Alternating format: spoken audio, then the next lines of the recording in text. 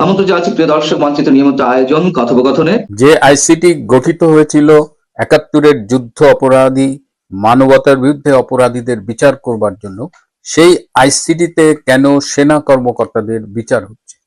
কি অপরাধে তাদের বিচার করা হচ্ছে? যদি সেনাবাহিনীর ওই কর্মকর্তারা ওই অপরাধ করে থাকে, তাহলে সেই বিচার করবার জন্য সেনা আইন কিংবা প্রচলিত আইন আছে কিনা, কিংবা আইসিটি একমাত্র আইন কিংবা আইসিটি বেস্ট আইন, সেটা নিয়ে প্রশ্ন উঠেছে। যাদের বিরুদ্ধে আইসিটিতে মামলা করা হলো, যে অপরাধের কথা বলে মামলা করা হলো, তারা কি আসলেই সেই অপরাধে অপরাধী? কিভাবে এই আর্মি অফিসারদের সিলেক্ট করে এই মামলায় ঢুকানো হলো? এই বিষয়টি নিয়ে আজকের আলোচনা। একদম শেষ পর্যন্ত থাকবেন। অত্যন্ত গুরুত্বপূর্ণ এই পর্বটি সবাইকে দেখবার জন্য বিশেষ অনুরোধ রইল। আসসালামু আলাইকুম এবং আদাব। যে কথা বলছিলাম যে ৭১-এর যুদ্ধ অপরাধ, মানবতা বিরোধী অপরাধ, এসবের জন্যই কিন্তু জাতীয় সংসদে আইন করে এই আইসিটি গঠিত হয়েছিল, ইন্টারন্যাশনাল ক্রাইমস ট্রাইব্যুনাল। কিন্তু ২০২৪ সালের জুলাই আগস্টের রেজিম চেঞ্জের পরে হঠাৎ করে আমরা দেখলাম যে উদ্ভট কিছু মামলা করা হলো, এবং এক একটা মামলায় শত শত আসামি, এক একজনের বিরুদ্ধে ২০০-৩০০ মামলা। মাননীয় প্রধানমন্ত্রী শেখ হাসিনার বিরুদ্ধে ৬৫০-র বেশি মামলা, এবং অধিকাংশ মামলাই হলো মার্ডার কেস। এবং এই সব মামলা এসে আইসিটিতে অবৈধ ইউনূস সরকারের ততোধিক অবৈধ অধ্যাদেশের মাধ্যমে অ্যাড করা হলো। এবং তারপরে আরো অবাক করা কাণ্ড যে আমরা দেখলাম সেনাবাহিনী কর্মকর্তাদেরও এই আইসিটিতে আনা হলো বিচার করবার জন্য। তাদের বিরুদ্ধে অপরাধ হলো হত্যা, গুম, এরকম নানাবিধ অপরাধ রয়েছে। আসলেই কি অপরাধগুলো সংগঠিত হয়েছিল কিনা, আসলেই যাদের বিরুদ্ধে মামলা করা হয়েছে তারা এর সাথে জড়িত কিনা, এই বিষয় নিয়ে আলাপ করব। তার আগে ইতিমধ্যে আপনারা জানেন যে গত ২-৩ দিন ধরেই আমরা বিভিন্ন প্রচার মাধ্যমে, গণমাধ্যমে দেখছি যে আইসিটির একজন প্রসিকিউটরের ফোন আলাপ। তিনি একজন আসামির পরিবারের সদস্যের সাথে কথা বলছেন এবং ১ কোটি টাকা ঘুষ চেয়েছেন। ১ কোটি টাকা ঘুষ পেয়ে তিনি মামলাকে, তদন্তকে প্রভাবিত করবেন, এবং তিনি কিস্তিতে টাকাটা চেয়েছেন। এই রেকর্ডটি আমি আরো কয়েকদিন আগে পেয়েছিলাম। আমি আপনাদের বলেছি, একদিন আমি সব প্রস্তুতি নেওয়ার পরেও এপিসোডটি করতে পারিনি, কারণ যিনি আমাকে কল রেকর্ডটি দিয়েছিলেন তিনি আমাকে শেষ মুহূর্তে রিকোয়েস্ট করেছে এটি যেন আমি না করি। সম্ভবত আমি করলে যতটুকু প্রচার হতো তার চেয়ে অনেক বেশি প্রচার এখন হয়েছে। কিন্তু আপনাদের একটা কথা বলি, এর বাইরেও আমার কাছে আরো বেশ কিছু ফোন আলাপ এসেছে, আরো বেশ কিছু প্রমাণ এসেছে। সো ওই যে ফোন আলাপটা আমরা শুনলাম বিভিন্ন প্রচার মাধ্যমে, গণমাধ্যমে, ওইটা আসলে টিপ অফ দ্য আইসবার্গ। পুরো বরফের একদম গভীরতা, শেকড় অনেক গভীরে। এটা, এই আইসিটি বেসিক্যালি ছিল একটা মানি মেকিং প্রজেক্ট বলা যায়, একটা সিন্ডিকেটের টাকা বানানোর প্রজেক্ট। পাশাপাশি এর মধ্য দিয়ে একটা রাজনৈতিক প্রতিহিংসা বাস্তবায়ন করা, এর মধ্য দিয়ে শেখ হাসিনাকে রাজনীতি থেকে মাইনাস করে ফেলা, তাকে ২৪ সালের ৫ই আগস্ট নির্মমভাবে হত্যার যে মূল পরিকল্পনা ছিল সেটি যখন ভেস্তে গেছে, তখন তাকে এই আইসিটিতে একটা প্রহসনের বিচারের মাধ্যমে মৃত্যুদণ্ড রায় দেওয়া হচ্ছে। এবং এই রায়টা দেওয়ার পরে আপনাদের মনে আছে যে ঢাকাস্থ মার্কিন রাষ্ট্রদূতের একজন কর্মকর্তা তার নারী সাংবাদিকদের সাথে মিটিং এ এই রায়ের ব্যাপারে কথা বলেছিলেন। তিনি স্বীকার করেছিলেন যে এটা আইনগতভাবে সঠিক ছিল না, তারপরেও রায়ে তিনি তার সন্তোষ প্রকাশ করেছিলেন। তার মানে বুঝতে পারছেন যে কত গভীরে এই ষড়যন্ত্রটা ছিল। তো আজকে আমি শুধু এই সেনা কর্মকর্তাদের কিভাবে এই আইসিটিতে আনা হলো, এর পেছনে কি ষড়যন্ত্র, সেটি নিয়ে কথা বলবো। পরবর্তী কোনো এক পর্বে আরো কিছু বিষয় নিয়ে কথা বলবো। এই আইসিটির আরো কিছু প্রমাণ আমার কাছে এসেছে। তো আমি এখন আপনাদের একটা ছোট্ট ফোন আলাপ শোনাতে চাই, তারপরে বাকি আলোচনা। আর এখানে আমার পজিশনটা হচ্ছে যেহেতু আমাদের সার্ভিসে আছে কমিউনিটি লঞ্চ করি, so I just want to say I own that community. এখন আমার যেটা, আমি তো ওদের অর্গানাইজেশনাল কালচার বুঝি। এখন আমার পরিচয়টা হচ্ছে যে যেই অফিসারদেরকে আসলে মানে আনা হয়েছে, যারা আসলে বুঝি না, হ্যাঁ আমরা একটা বড় মিস্টেক করেছি। প্রবলেমটা হয়ে গেছে উদয়ের কাছে এবং শাহেদ মাটি, এই দুজন প্রসিকিউটরকে দিয়ে সমস্ত গুণের এগুলো ইয়ে করা হয়েছে, ডিল করা হয়েছে। তো ওরা এগুলো অনেক কিছু বোঝে না অথবা পলিটিক্যালি মোটিভেটেড। এই কারণে মানে এখানে বলতে পারেন যে একটা বড় অংশ অফিসার আসলে নির্দোষ অথবা ঘটনাচক্রের শিকার, ওদেরকে আনার কোনো দরকার ছিল না। দুই একটা ক্লিয়ার অবশ্যই আছে, নো ডাউট, কিন্তু বেশিরভাগই হচ্ছে ইয়াসার, তাদের আসলে করার কিছু ছিল না।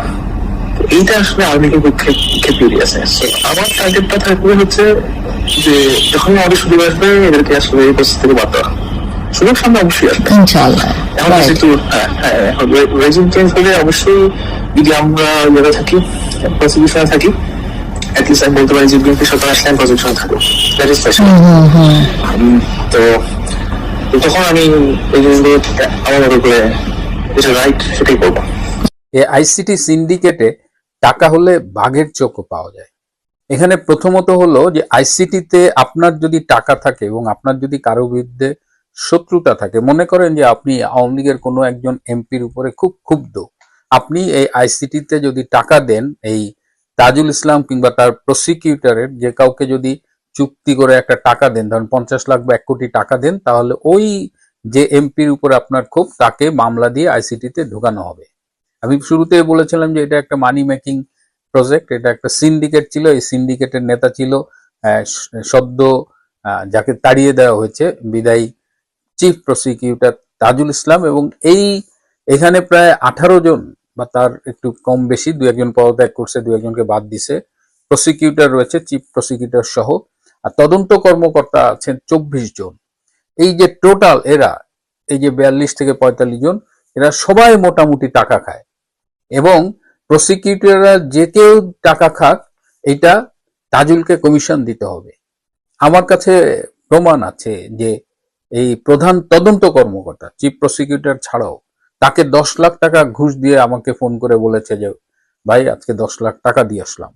এই ভুক্তভোগীর পরিবার, আপনারা এর আগে শুনেছেন আশুলিয়ার মামলার আগে টাকার ব্যাগ নিয়ে আসামি পক্ষের একজন ঢুকেছেন এই এক প্রসিকিউটরের রুমে, এবং সেই আসামিকে খালাস দিয়ে দেওয়া হয়েছে। ফোন আলাপে শুনেছেন 1 কোটি টাকা চেয়েছে, যেটা বললাম একটু আগে, যে ফোন আলাপটা আপনারা শুনলেন, 2 জন প্রসিকিউটর উদয় এবং মাহদি, তারাই মূলত ঠিক করেছে। মূলত সেনাবাহিনীর উপরে রাগ, সেনাবাহিনীকে ধ্বংস করা, সেনাবাহিনীর মধ্যে একটা প্রফেশনাল যারা, তাদের টার্গেট করে, এবং মোটামুটি একটা পার্টিকুলার অংশকে টার্গেট করে কিন্তু আসামি করা হয়েছে। আপনি যদি আসামির লিস্ট দেখেন, হ্যাঁ, যে অফিসার সোর্ড পেয়েছে, একাডেমিক গোল্ড পেয়েছে, পুরা ক্যারিয়ারে হাইলি প্রফেশনাল, আমেরিকায় ট্রেইন, বিদেশে ট্রেইন, সেই সব অফিসারদের বেছে বেছে এই মামলায় আসামি করা হয়েছে। এবং আপনারা জানেন যে এই যে গুমের অভিযোগ করেছে যে ব্যারিস্টার আরমান, যিনি এই সান্ধ্য ভোটের সংসদের এমপি, যার বাবার ফাঁসি হয়েছিল যুদ্ধ অপরাধী মীর কাসেম আলী, সে আরমান এতদিন বলেছে সে গুম ছিল, এখন সে বলছে যে সে এই গত 7-8 বছর আত্মগোপনে ছিল, এবং আত্মগোপনে থাকা নাকি গুমের মতোই। What is this? এবং এই যে দেখলেন যে নিরপরাধ আর্মি অফিসারদের এই মামলায় ফাঁসানো হয়েছে। এই ষড়যন্ত্রের সাথে দেশি বিদেশি শক্তি ছিল। এই ষড়যন্ত্রের সাথে প্রথম আলো ডেইলি স্টার গ্রুপ জড়িত ছিল। ডেইলি স্টার দেখেন যে রামপুরার সেখানে মব কন্ট্রোল করার জন্য কিছু আর্মি অফিসারকে, যারা বিজেপিতে ডেপুটেড, তাদের নিয়ে যাওয়া হয়েছিল, অন্য জায়গা থেকে আনা হয়েছিল, এবং তাদের বিভিন্ন কার্যকলাপের সাথে কম্পিউটারে সাইমুলেশন করেছে। তারা দেখিয়েছে সাইমুলেট করে যে এই যে অমুক অফিসার এই গুলি করছে, এই গুলি যে অমুককে করেছে, মানে পুরো গ্রাফিক প্রেজেন্টেশন। অথচ এই গ্রাফিক প্রেজেন্টেশন, এই সাইমুলেশন, এটা যখন যারা করে, যিনি করেন, এটা অ্যাবসলিউটলি তার উপরে ডিপেন্ড করে তিনি কি ডেটা ইনপুট দিচ্ছেন, কি ফিট করাচ্ছেন, তার উপরে আউটপুট চলে আসে। যেখানে বিটিভি ভবন আক্রান্ত হচ্ছে, সব পোড়ায় দিচ্ছে, সেখানে রাষ্ট্রীয় আইন শৃঙ্খলা বাহিনীর সদস্যদের দায়িত্ব কি? এই রাষ্ট্রীয় স্থাপনা প্রোটেকশনের দায়িত্ব আছে, সেখানে ম্যাজিস্ট্রেট আছে, সেখানে অনেকভাবে কাজ আছে। সবকিছুকে উপেক্ষা করে একদম টার্গেটেড ওয়েতে আর্মি অফিসারদের এখানে নিয়ে আসা হয়েছে। এই যে টাকা দিলে মামলা করা যায়, টাকা দিলে তদন্তকে প্রভাবিত করা যায়, টাকা দিলে আপনি মামলা থেকে খালাস পাবেন, এই সব করেছে এই তাজুল ইসলামের নেতৃত্বে এই প্রসিকিউটররা এবং তদন্ত কর্মকর্তারা। আজকে তাজুল ইসলাম কোথায়? খবর পেলাম যখন আপনাদের সামনে কথা বলছি সে নাকি পালিয়েছে সৌদি আরবে। তো সত্য মিথ্যা জানি না, কিন্তু তাকে যেহেতু দেখা যাচ্ছে না এবং আমাকে যিনি বলেছে তিনি সাধারণত প্রমাণ ছাড়া কথা বলেন না। কয়েকজন প্রসিকিউটরের নাম আমি পেয়েছি যারা এই অবৈধ অন্যায় দুর্নীতিতে জড়িত। তারা হলেন আব্দুল্লাহ আল নোমান, তারেক আব্দুল্লাহ, মোহাম্মদ সাইমুম রেজা তালুকদার যিনি সম্প্রতি পদত্যাগ করেছেন, যার কল রেকর্ড ফাঁস হয়েছে, সুলতান মাহমুদ, উদয় তাসমির এবং আব্দুস সাত্তার পালোয়ান। এরা হলো মানে এই পার্টি ধরা, টাকা পয়সা নেগোশিয়েট করা, তাজুলের সাথে বসা, এগুলো এরা নেতৃত্ব দিয়েছে আর কি। যেহেতু আইসিটি নিয়ে বিতর্ক হয়েছে, যেহেতু যে অধ্যাদেশ বলে এটি করা হয়েছে সেটি বৈধ নয়, সুতরাং বর্তমান সরকারের একটা দায়িত্ব হবে যে এই অধ্যাদেশটাকে সংসদে যেন পাশ না করানো হয়। এই মামলা এগুলো পুনর্তদন্ত করা হোক, পুনর্বিবেচনা করা হোক। এইগুলো আইসিটির কেস না, এগুলো অধিকাংশ মামলাই আসলে ফলস। সো ওভারঅল একটা রিভিউ করা হোক, রিভিউ করে ব্যবস্থা নেওয়া হোক। এটি অনেক আইনজীবীর কথা, এটা আমার আপনার কথা না, এটা আইনজীবীরাই বলছেন যে আইনের স্বার্থে, আইনি শাসনের স্বার্থে এই যে আইসিটিতে যে মামলাগুলো করা হয়েছে, যে বিচারের নামে প্রহসন চলছে, ইভেন শেখ হাসিনাকে যে মৃত্যুদণ্ড দেওয়া হয়েছে বা আরো কয়েকজনকে মৃত্যুদণ্ড দেওয়া হয়েছে বিভিন্ন মামলায়, এগুলো প্রত্যেকটাই প্রহসনমূলক। এগুলো প্রত্যেকটারই পুনর্বিবেচনা হওয়া উচিত এবং আইনের স্বার্থে এটা করা উচিত। এবং এই যে সেনাবাহিনীর নিরপরাধ অফিসারদের যে আইসিটিতে নিয়ে হয়রানি করা হচ্ছে, বিচারের মুখোমুখি করা হচ্ছে, এটা অবিলম্বে বন্ধ করা উচিত। তাদের স্ব স্ব বাহিনীতে, স্ব স্ব কাজে অবিলম্বে ফিরিয়ে নেওয়া উচিত। এদের অনেককে আমি ব্যক্তিগতভাবে চিনি, তাদের ক্যারিয়ারটা এত এত ভালো, এত এক্সিলেন্ট ক্যারিয়ার এবং একটু প্রফেশনাল অফিসার, এদের আজকে এইসব প্রহসনের মাধ্যমে এই বিপর্যয়ের মুখে দাঁড় করানো হচ্ছে। এটি কারো জন্যই ভালো না, না দেশের জন্য, না জাতির জন্য, না সেনাবাহিনীর জন্য। এই সমস্ত ষড়যন্ত্রের সাথে যুদ্ধ অপরাধী গোলাম আজমের ছেলে আজমিও জড়িত। অনেকে বলেন জেনারেল ওয়াকার খানও নাকি জড়িত। যাই হোক, আমরা এই অবস্থার একটা সুষ্ঠু তদন্ত চাই। এই নিরপরাধ আর্মি অফিসারদের বিরুদ্ধে যে অন্যায় করা হচ্ছে সেটি অবিলম্বে বন্ধ করা হোক, তাদের স্ব স্ব কর্মক্ষেত্রে ফিরে যাবার সুযোগ দেওয়া হোক। আসসালামু আলাইকুম রহমতুল্লাহি ওয়া বারাকাতুহু। সম্মানিত দর্শক, আমেরিকা এবং ইরানের যুদ্ধ এখন রীতিমতো বুমেরাং হয়ে পড়েছে। আমেরিকাতে রীতিমতো ত্রাহি ত্রাহি অবস্থা তৈরি হয়ে গেছে। বিশ্ব জনমত ট্রাম্পের বিরুদ্ধে এবং আমেরিকার জনগণ রীতিমতো ফুঁসে উঠেছে। ক্ষমতা নেয়ার পর থেকে সে যে সকল পাগলামি করছে, যে সকল সিদ্ধান্ত নিচ্ছে, যার ফলে আমেরিকার জনগণ রীতিমতো অতিষ্ঠ। এই যে বিভিন্ন দেশে ট্যাক্স বসিয়ে তিনি বিশ্বকে অশান্ত করতে গিয়ে আমেরিকান জনগণের উপর যে জুলুম তিনি শুরু করেছেন, তার ফলে আমেরিকার অর্থনীতি রীতিমতো ভেঙে পড়েছে। এখানে সরকার ট্যাক্স গ্রহণ করছে, বোঝার চেষ্টা করুন। যেমন ধরুন, বাংলাদেশ থেকে যে গার্মেন্টসে যাচ্ছে সেগুলোর উপর ট্যাক্স ছিল 15%। এখন এই 15% ট্যাক্সকে তারা এটিকে যখন 36% করলো প্রথমে, তারপর এটাকে নামিয়ে 20% করলো। এখন এই যে 20% ট্যাক্স কারা দিচ্ছে? আমেরিকার জনগণ দিচ্ছে। আমাদেরকে ক্ষতি করতে গিয়ে মূলত তারা আমেরিকার জনগণের উপর ট্যাক্স বসাচ্ছে, আর সেই ট্যাক্স দিয়ে সে সরকারের যে রাজস্ব খাত, সরকারের যে দেনা, এগুলো তারা পরিশোধ করছে এবং রাজস্ব খাতের সমন্বয় করছে। এর ফলে কি হলো? আমেরিকার জনগণ তো খুশি হওয়ার কথা না। ধরুন বাংলাদেশে, এখন বাংলাদেশে আমরা চায়না থেকে সস্তায় মালামাল আনি, বিভিন্ন পণ্য সামগ্রী আনি, বা জাপান থেকে আমরা গাড়ি আনি, ভারত থেকে আমরা তুলে আনি, চাল ডাল আটা ময়দা আনি। এখন আমাদের সরকার ভারতের সাথে জিদ করে ভারতীয় পণ্যের উপরে এন্টি ডাম্পিং করে এখন যে শুল্ক আছে সেটাকে দ্বিগুণ করে দিল। ফলে কি হলো? ভারত থেকে চাল ডাল আটা ময়দা যা কিছু আসছে এগুলোর দাম দ্বিগুণ হয়ে যাবে। যারা আমদানিকারক তাদেরকে বেশি ট্যাক্স দিতে হবে, আর যারা ক্রেতা তাদেরকে পকেট খালি করে সেই মালামালগুলো কিনতে হবে। আমাদের যারা অভাবী লোকজন, তারা আগে যেখানে 1 কেজি খেত তারা পরবর্তীতে আধা কেজি খাবে। ফলে পুরো বাংলাদেশে যে একটা ত্রাহি ত্রাহি অবস্থা তৈরি হয়ে যাবে। ঠিক একই অবস্থা কিন্তু আমেরিকাতে এখন ঘটছে।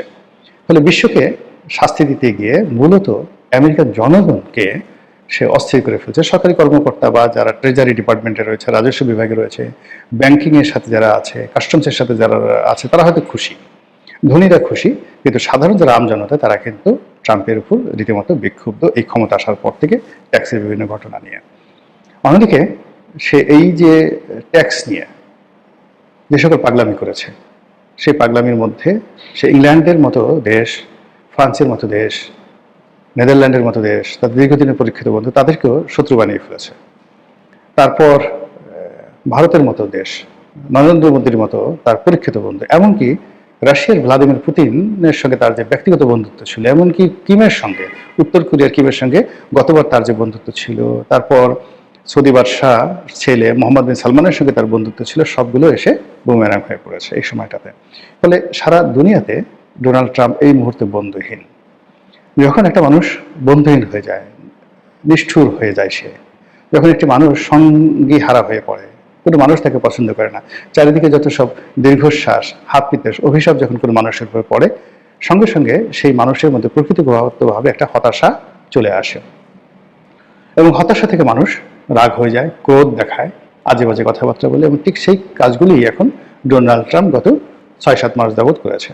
হঠাৎ করে কথা নাই বার্তা নাই, তার শখ হলো নোবেল পুরস্কারটা পেতেই হবে। তো যখন সে নোবেল পুরস্কার পেল না, তখন সে রাগ হয়ে গেল এবং সে বলল যে পৃথিবীতে এতগুলো যুদ্ধ বন্ধ করলাম। মূলত আসলে সেই যুদ্ধগুলো শুরু করেছিল সে, পিছনে পিন দিয়ে যুদ্ধগুলো শুরু করে আবার সেই যুদ্ধগুলো সে বন্ধ করেছে। প্রথম দফা ইরানের সাথে ইসরায়েলের সাথে যে যুদ্ধ হলো 12 দিন, সেই যুদ্ধ সে বন্ধ করে দিল জোরাজুরি করে। পাকিস্তানের সাথে যে যুদ্ধ হলো ভারতের, সেই যুদ্ধ সে বন্ধ করে দিল। বন্ধ করে দিয়ে সে বললো যে আমাকে এখন নোবেল পুরস্কার দাও।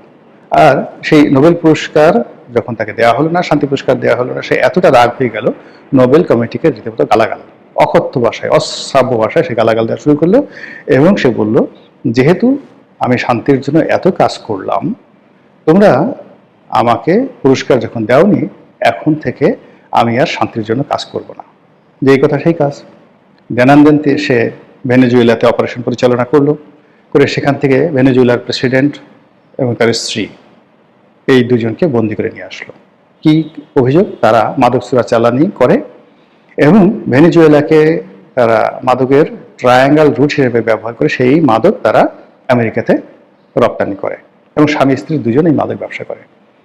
এর চেয়ে হাস্যকর, এর চেয়ে জঘন্য, রাষ্ট্র ক্ষমতায় থেকে বাংলাদেশের মতো একটা ছোট রাষ্ট্র বা ভুটানের মতো একটা ছোট রাষ্ট্র, এ দেশের প্রেসিডেন্ট এবং তার স্ত্রী মাদক ব্যবসার সাথে জড়িত হবে, এটাও কল্পনা করা যায় না।